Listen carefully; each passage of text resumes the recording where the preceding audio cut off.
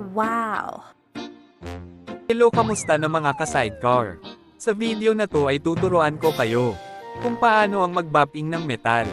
Ang mga kakailanganin nating materyales ay grinder, buffing soap, at buffing cotton. Ang metal na ito ay isang aluminum na hugis isda. Ang gagawin lang natin ay ikiskis ang buffing soap sa umiikot na buffing cotton.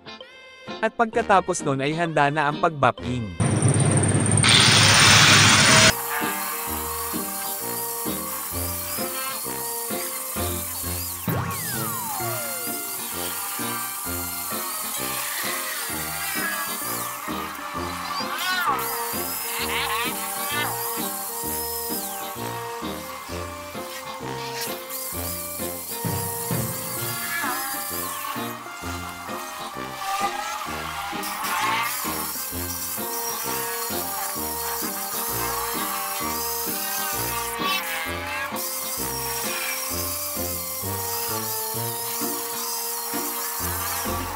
Pagkatapos nating mabuffing, kailangan nating hugasan para matanggal ang mga dumi.